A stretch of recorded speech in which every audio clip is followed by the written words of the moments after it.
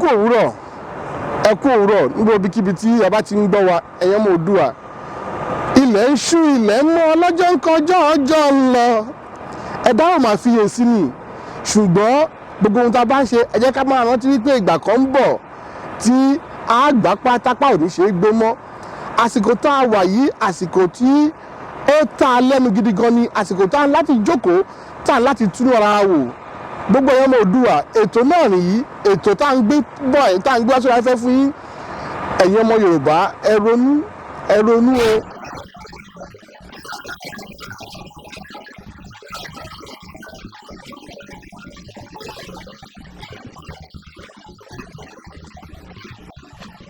apá kẹrin rèé a ti sọ̀rọ̀ apá kẹta ṣé mọ̀ wípé Yorùbá sọ wípé tí orí bá kú alábẹ́ là ń ké tọ̀ Yorùbá ló tún padà bọ̀ tó sọ wípé olówó láyé mọ̀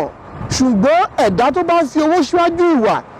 àfàìmọ̀ kí lẹ́nu bẹ́ẹ̀ má bàa máa jíbọ ẹni ẹlẹ́tẹ̀ẹ́ ibi tí ọ̀rọ̀ Nàìjíríà dé nìyẹn báyìí nísìnyí nínú apá kẹta mo yànnàná lórí ohun tí ó fà á tí àwọn Haúsá àwọn ọ̀dọ́ Arewa youth tó fi ń lò wípé ààrẹ àwọn jẹ ẹ bá yẹ ká tọ́ máa jẹ́ o ibi tó ìyàtọ̀ ìjìnà tó wà láàrin ọ̀làjú tó wà láàrin àwa Yorùbá Ìgbò àtàwùsá gbọ̀rọ̀gbọ̀rọ̀ ni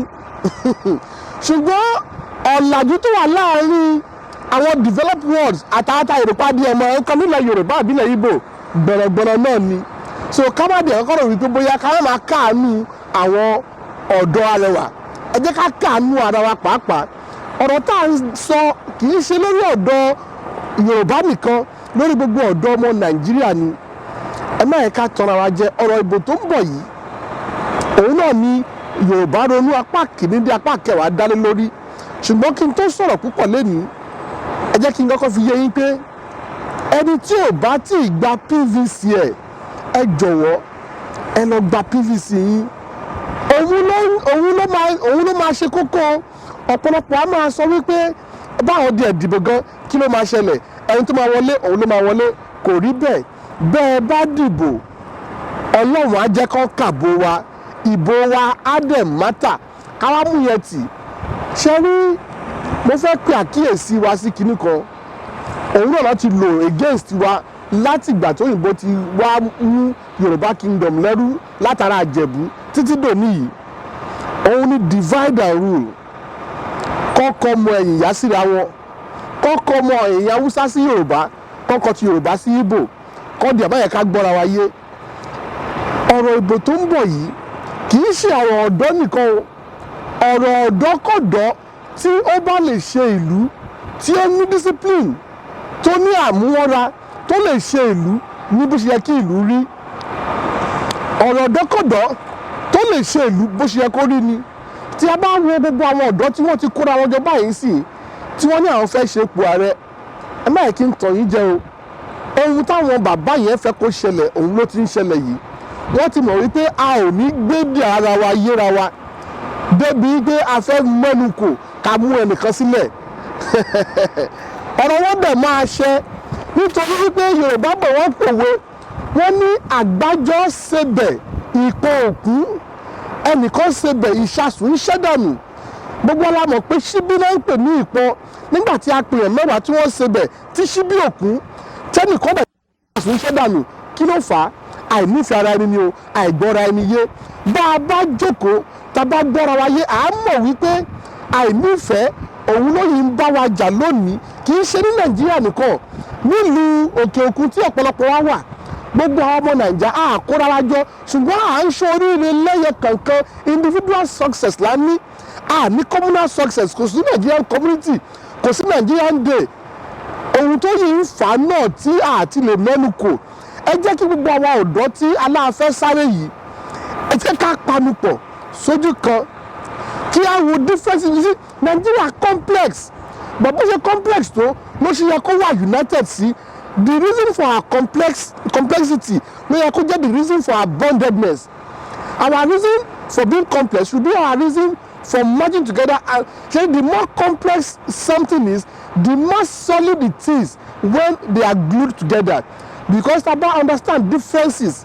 Our differences should unite us. Our differences should not actually make us disintegrate.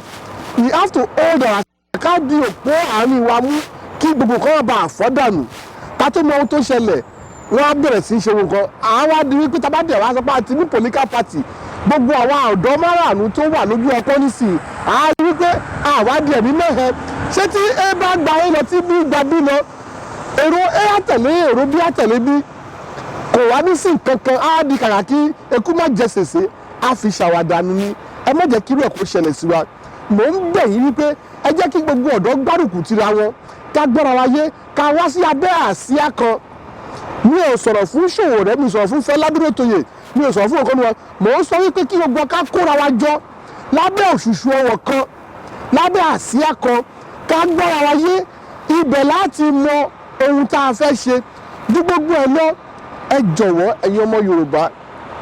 ẹ jọ̀wọ́ ẹ̀yin ọmọ ọ̀dọ́ Nàìjíríà ẹ má kí n tọ̀ yín jẹ ní gbogbo àwọn languages tó wà lágbàáyé èdè Yorùbá jẹ́ kó jẹ́ lára àwọn national languages tó yẹ kó ti máa sọ báyìí sí because ìmọ̀ fi ń yé wa pé is one of the oldest languages tó ti wà àwọn òyìnbó mi gan gbọ́ Yorùbá ju ọmọ Yorùbá mi lọ tí bá fẹ́ ní ká máa ṣe lápèjúwe lọ́sùn lọ́sì but a gbé nǹkan wa lárugẹ a gbé ara gan lárugẹ sẹ́ni ohun tí Yorùbá pọ́n wọ́n bá pọ́n dànù ẹ̀yin ọmọ Yorùbá ẹ̀yin ọ̀dọ́ Nàìjíríà ṣe rí káàtìbí ìṣàlọ́kíyèsí ogun ọ̀rọ̀ ìbò tó ń bọ̀ yìí tá a bá lè gẹ́ẹ̀tì ẹ̀ lọ́tẹ̀ yìí á ṣòro ẹ má jẹ́ kí èpè ja Yorùbá o Awólọ́wọ̀ dà Abíọ́lá dà àwọn tó ń nífọ̀ tó ń ní kìmí tó ń lówó tó ń léèyàn lẹ́yìn nílẹ̀ Ọya nílẹ̀ Yorùbá nílẹ̀ yìí wọ́n fẹ́ wọ̀ wá láàrin wọ́n fẹ́ tú wa ká ó ṣeé ṣe fún wọn o tá a bá gbà fún wọn ni kì í ṣe irú àwọn Ọbásanjọ́ kì í ṣe irú àwọn Gabajan Bọ́lá Ahmed Tinubu ní ẹ kó máa sọ fún wa báyìí fẹ́ ṣèlú nísìnyí nítorí wọ́n ti láǹfààní wọ́n ti lákòókò láti ṣèlú wọn ò sì ṣèlú dáadáa kókó ọ̀rọ̀ àárọ̀ yìí ni pé ẹ jẹ́ ká múra wa lóṣùṣù ọwọ̀ ká múra wa lọ́kan kí Yorùbá rí Haúsá gẹ́gẹ́ bí ọ̀rẹ́ ẹ̀ káwùsá rí Ìgbò gẹ́gẹ́ bí ọ̀rẹ́ ẹ̀ ká wá kọ́kọ́ wà lábẹ́ àsíá kan àwọn tó wà nílẹ̀ Haúsá àwọn náà mọ̀ wípé kò sí ohun tíjọba ń ṣe fáwọn gbọ̀n nígbà tó bá ti fi ibi pa wọ́n tí ọ̀rẹ́ ẹ̀ fún ẹ wàá jẹ oúnjẹ ọ̀tá ẹ̀ tọ́ta ẹ̀ bá gbóúnjẹ sílẹ̀ Ọlọ́run ò ní jẹ́ ká jẹ oúnjẹ ọ̀tá àwọn olórí tá a ní sìn ọ̀tá wa ni wọ́n o ẹ jẹ́ ká bẹ́ẹ̀rì gbogbo àwọn differences wa káwo the bigger picture of taking the word take Nigeria back is a slogan for all Nigerians not just for Nigeria for Africa tá a bá gba Nigeria padà èyí tí ò yé wa lé ara wa yẹn á yanjú ẹ̀.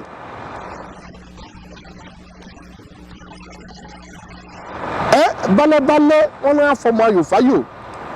when men gather at the moonlight to tell tales it is not because they cannot see that moonlight in their houses but because there is value in companionship and when they gather at the moonlight I'm telling you it is not just a Yoruba man the Hausa man is there the Yoruba man is there the Igbo man is there and I tell you this is the time for our own moonlight this is the time for our renaissance ẹ jẹ́ ká fohùn ṣọ̀kan ẹ jẹ́ ká kóra wa jọ ká lè gbé Nàìjíríà lárugẹ kì í ṣe bí ọmọ Yorùbá nìkan jẹ́ bí ọmọ Nàìjíríà ẹ ṣeun FTN ló ń sọ̀rọ̀ wípé ẹ ṣeun.